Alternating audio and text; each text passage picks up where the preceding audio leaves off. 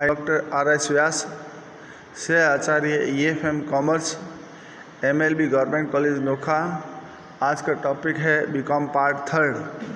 आज का टॉपिक का विषय है अंतर्राष्ट्रीय व्यापार का नियमन, रेगुलेशन ऑफ इंटरनेशनल ट्रेड। वे दिन हवा हुए जब सरकार आर्थिक क्षेत्र में कोई हस्तक्षेप नहीं करती थी, किंतु आजकल कोई भी राष्ट्र अपने आर्थिक क्रियाओं को स्वतंत्र नहीं छोड़ता है।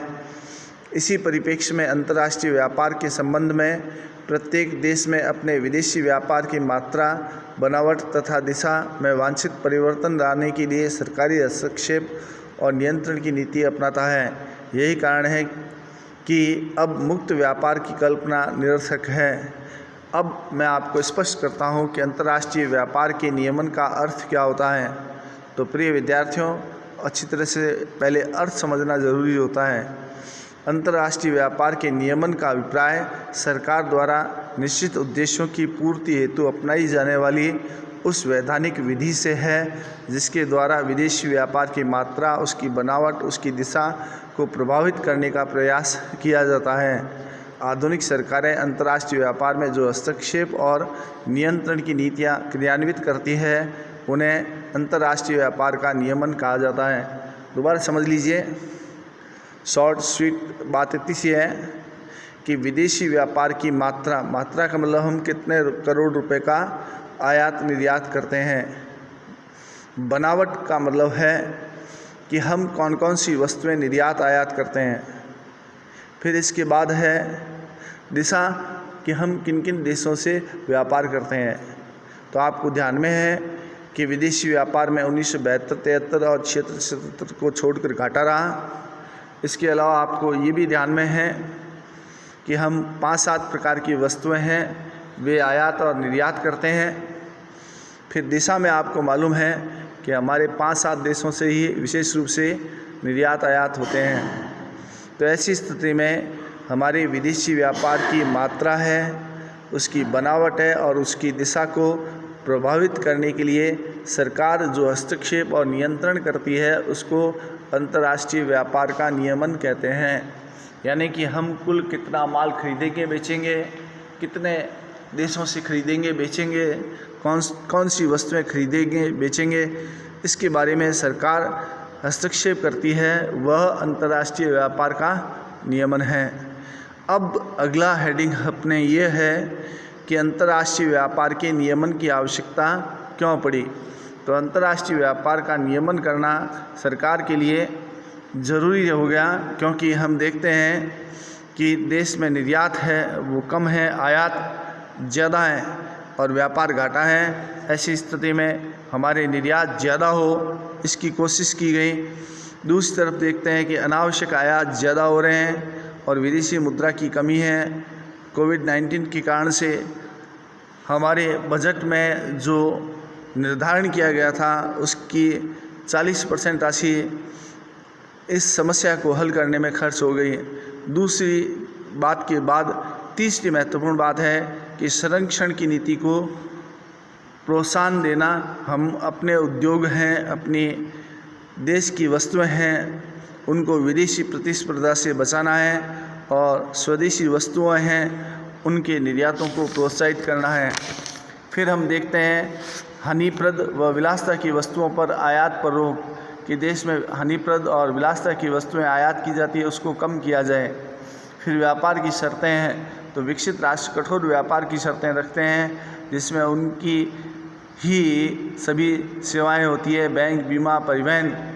तो वो शर्तें हमारे लिए काफ़ी हानिकारक होती हैं, क्योंकि हम जो निर्यात करते हैं उसका एक हिस्सा इनके भुगतान में चला जाता है। फिर है व्यापार घाटा है, उसको दूर करने के लिए अंतर्राष्ट्रीय व्यापार के नियमन की आवश्यकता पड़ती है। अंतर्राष्ट्रीय व्यापार की बनावट है, उसमें परिवर्तन करना पड़ता है। जिसके अलावा हम देखते हैं दिशा में परिवर्तन करना पड़ता है। फिर हम देखते हैं कि वर्तमान में हमारे पड़ोसी देश हैं, तो पाकिस्तान से आतंकवाद की समस्या है, चीन से हमारे LAC की समस्या है और इसके अलावा विभिन्न समय पर युद्धकालीन और सुरक्षात्मक नीतियों की पूर्ति करने के लिए हमें अंतर्राष्ट्रीय व्यापार के नियमन की आवश्यकता महसूस हुई। फिर प्राकृतिक आपदा है कि कोविड-19 के कारण से प्राकृतिक रूप से हमें अनेक समस्याएं झेलनी पड़ रही है। लोगों के स्वास्थ्य के प्रति हमें ज़्यादा सजग और जागरूक रहने की आवश्यकता पड़ रही है, इसलिए अंतर्राष्ट्रीय व्यापार के नियमन की आवश्यकता महसूस की गई। फिर आज पूंजीवादी अर्थव्यवस्था के अंतर्गत उदारीकरण, निजीकरण, भूमंडलीकरण के कारण कट्टर प्रतिस्पर्धा है। सर्वाइवल ऑफ फिटेस्ट है, जो योग्य है वही जीवित रहेगा। फिर राशिपातन यानी कि डंपिंग है कि विदेशी है वो एक बार अपना माल है कम कीमत पर हमारे देश में डंप कर देते हैं और हमारे स्वदेशी उद्योगों को घाटा होता है। ऐसी स्थिति में यदि विदेशी राशिपातन करते हैं तो हम भी राशिपातन के द्वारा प्रतिस्पर्धा कर सकते हैं। इस प्रकार से हम देखते हैं कि अंतर्राष्ट्रीय व्यापार के नियमन के कारण है या आवश्यकता है, इसके 15 पॉइंट आप पक्के याद करें। पहले इसका अर्थ पक्का याद कर लीजिए कि विदेशी व्यापार की मात्रा, बनावट, दिशा में सरकार का हस्तक्षेप। आवश्यकता है कि हम अपने व्यापार को अनुकूल बनाएं जिसमें निर्यात बढ़े, आयात कम हो और बनावट, दिशा और संरचना में परिवर्तन हो। आंतरिक राष्ट्र की परिस्थितियां हैं, उसके अनुसार अंतर्राष्ट्रीय व्यापार का नियमन करना आवश्यक है। अंतर्राष्ट्रीय व्यापार के नियमन के जो तरीके हैं वो विविध तरीके हैं, जिसके अंतर्गत हम देखते हैं कि नियमन का मतलब है कि हम बनावट में, रचना में और दिशा में कैसे परिवर्तन करें। तो जिसके अंतर्गत पहला पॉइंट है वैधानिक निषेध। वैधानिक निषेध एक कठोर पद्धति है जिसके अंतर्गत सरकार द्वारा सभी प्रकार की निषेधाज्ञा द्वारा वस्तुओं और सेवाओं के आयात निर्यात पर प्रतिबंध लगा दिए जाते हैं। वैधानिक निषेधता का मतलब निर्यात आयात पर सरकार द्वारा रोक। दूसरा है तट करों में कमी या वृद्धि। तट कर का मतलब प्रशुल्क से है। जब हम वस्तुओं का आयात और निर्यात करते हैं तो उसमें तट कर की दर में परिवर्तन होता है।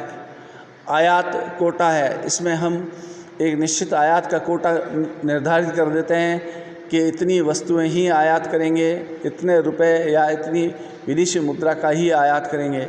फिर आयात निर्यात में सरकार का एकाधिकार व राजकीय व्यापार। इसके अंतर्गत सरकार स्वयं व्यापार की क्रियाएं संपादित करती है। सरकार का एकाधिकार होता है, वह खुद आयात और निर्यात की क्रियाओं को संचालित करती है। फिर इसके अंतर्गत 5वां पॉइंट है लाइसेंस व्यवस्था है। तो सरकार है, इसके अंतर्गत निर्यात आयात के लाइसेंस जारी करती है। वो सोच समझ कर किए जाते हैं, जो देश के अनुकूल हो उसके हिसाब से ही आयात निर्यात लाइसेंस दिए जाते हैं। अब 6 नंबर पॉइंट है अवमूल्यन व अधिमूल्यन। अवमूल्यन का तात्पर्य होता है विदेशी मुद्राओं के अंतर्गत अपनी मुद्रा का मूल्य कम करना। अधिमूल्यन के अंतर्गत होता है हम अपनी मुद्रा का मूल्य है दूसरे देशों की मुद्रा की तुलना में मूल्य बढ़ाना। तो परिस्थिति के अनुसार सरकार है अवमूल्यन व अधिमूल्यन करती है, यह एक कठोर कदम होता है। फिर है वरीयता का व्यवहार कि इसके अंतर्गत हम प्रायोरिटी निश्चित करते हैं। वरीयता का मतलब है प्रेफरेंस कि कौन सी ज़रूरी है और कौन सी गैर ज़रूरी है।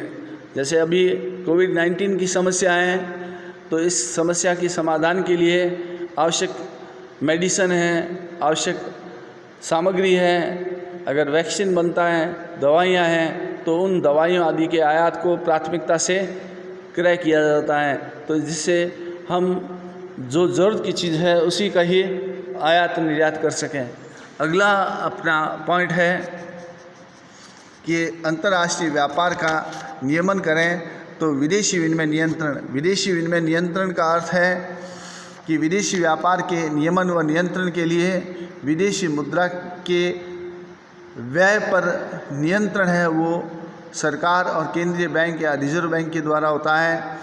और विनिमय नियंत्रण की पद्धति के अंतर्गत विभिन्न विधियों का सहारा लिया जाता है, जिसका एक अलग से चैप्टर है जिसके बारे में आपको विस्तार से जानकारी प्रदान करेंगे। प्राय देश का केंद्रीय बैंक, भारत में रिजर्व बैंक ऑफ इंडिया, विनिमय नियंत्रण की कठोर पद्धति से विभिन्न आयातों पर अंकुश रखता है। फिर अगला पॉइंट है कट्टर राष्ट्रवाद में विदेशी माल का बहिष्कार।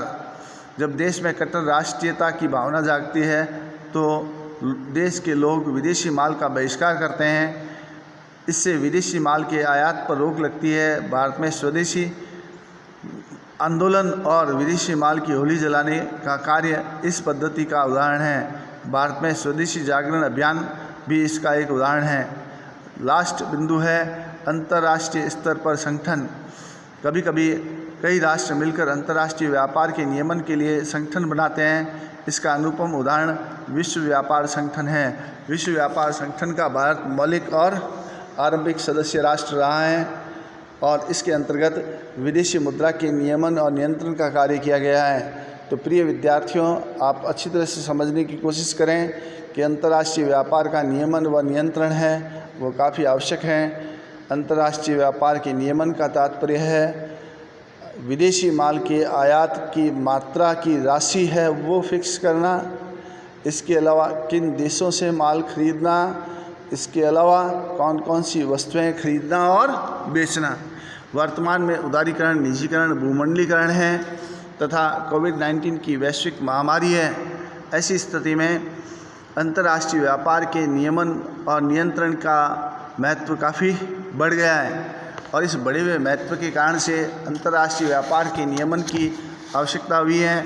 वर्तमान में हम देखते हैं कि अंतर्राष्ट्रीय व्यापार के नियमन के अंतर्गत निर्यातों में वृद्धि, आयातों में कमी, संरक्षण की नीति, विलासिता की वस्तुओं पर रोक, व्यापार की शर्तों में सुधार, भुगतान संतुलन में सुधार, व्यापार की बनावट, दिशा और संरचना में परिवर्तन, युद्धकालीन परिस्थितियां, राष्ट्रीय सुरक्षा, प्राकृतिक व मानवीय संसाधनों का उपयोग, शोषण से मुक्ति, कट्टर प्रतिस्पर्धा से बचने, राशिपातन के विरुद्ध कार्यवाही करने आदि बिंदुओं के अंतर्गत है अंतर्राष्ट्रीय व्यापार के नियमन की आवश्यकता होती है। आज हम देखते हैं कि हमारे देश में आत्मनिर्भरता का नया बिंदु सामने आया है। आत्मनिर्भरता का अर्थ है अपने बलबूते पर जीवन यापन करना।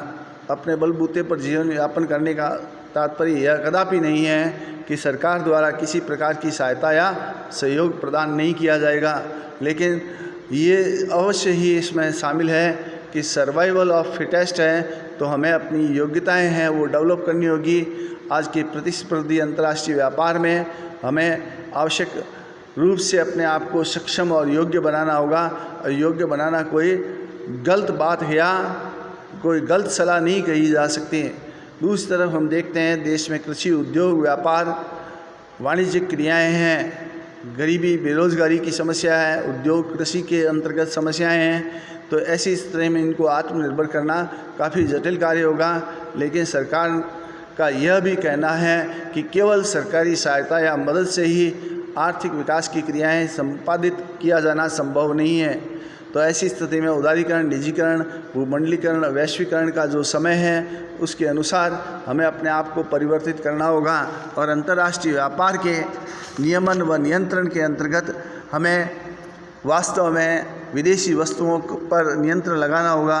वर्तमान में चीन ने भारत में LAC की समस्या है उसके संबंध में परेशानियां उत्पन्न की। तो ऐसी स्थिति के कारण से हमें वैधानिक निषेधाज्ञा के अंतर्गत चीनी ऐप से उन पर प्रतिबंध लगाया, विभिन्न प्रकार की करों में वृद्धि की है, आयात निर्यात का कोटा भी निश्चित किया गया है। सरकार द्वारा व्यापार विशेष तो नहीं किया जा रहा है, लेकिन सुरक्षा उपकरण है वो सरकार द्वारा खरीदे गए, राफाल विमान है वो खरीदा गया, लाइसेंस व्यवस्था को कठोर किया गया है, मुद्रा के अवमूल्यन व अधिमूल्यन की अभी व्यवस्था नहीं है क्योंकि ये एक कठोर कदम है। आज सरकार वरीयता के आधार पर आयात निर्यात की क्रियाएं करती है। वर्तमान रक्षा मंत्री राजनाथ सिंह ने कहा है कि हम अनावश्यक सुरक्षा संबंधी वस्तुओं का आयात करने की बजाय देश में उत्पादन करेंगे। विनिमय नियंत्रण की नीतियां हैं, इसके अंतर्गत हमें आवश्यक समायोजन करने पड़ते हैं। आज देश में राष्ट्रवाद की भावना बढ़ रही है, विदेशी माल के बहिष्कार की भावना बढ़ रही है, लोकल के लिए वोकल होने की भी आवश्यकता महसूस हुई है। WTO है वो भी अंतर्राष्ट्रीय व्यापार के नियमन व नियंत्रण से संबंधित कार्य संपादित कर रहा है और WTO पर भारत ने हस्ताक्षर किए हैं। तो इसके जो निर्देश होते हैं वो आज्ञाकारी होते हैं, उनको मानने के लिए भी हम बाध्य होते हैं। तो ऐसी स्थिति में अंतर्राष्ट्रीय व्यापार का नियमन व नियंत्रण करना आवश्यक है। इसके विभिन्न तरीके हैं, वो मैंने आपके सामने रखे हैं। अब मैं आपको परीक्षा की दृष्टि से उपयोगी प्रश्न हैं जिनका जवाब आप मेरे को 7 दिन के अंतर्गत व्हाट्सएप के माध्यम से या अन्य किसी माध्यम से देंगे। जिसमें पहला क्वेश्चन है, अंतर्राष्ट्रीय व्यापार के नियमन का अर्थ क्या है। दूसरा है, अंतर्राष्ट्रीय व्यापार के नियमन से आप क्या समझते हैं। तीसरा है, अंतर्राष्ट्रीय व्यापार के नियमन की आवश्यकता पर प्रकाश डालिए। चौथा है, अंतर्राष्ट्रीय व्यापार के नियमन के प्रमुख तरीके क्या हैं। पाँचवा है, विदेशी व्यापार के नियमन के मुख्य उद्देश्य क्या हैं। बड़े प्रश्न के रूप में आप यह बता सकते हैं कि अंतर्राष्ट्रीय व्यापार के नियमन का अर्थ बताइए तथा नियमन की आवश्यकता क्यों होती है। दूसरा बड़ा प्रश्न यह है, अंतर्राष्ट्रीय व्यापार के नियमन से आप क्या समझते हैं, इसकी आवश्यकता तथा नियमन के तरीकों पर प्रकाश डालिए। प्रिय विद्यार्थियों, इन प्रश्नों का उत्तर आप मुझे व्हाट्सएप के माध्यम से या फ़ोन कॉल करके माध्यम से दे सकते हैं। इसके अलावा जो मैंने ये 2-3 चीज़ें बताई है, पहला अर्थ, फिर आवश्यकता और तरीके। अर्थ में 3 पॉइंट ध्यान रखेंगे, विदेशी व्यापार की मात्रा, बनावट और दिशा पर नियंत्रण। तरीके हैं, उनके पॉइंट पक्के याद कीजिए, और नियमन की विधियां हैं, उनके पॉइंट पक्के याद कीजिए। आपके लिए ये परीक्षा में बड़ा लाभदायक होगा।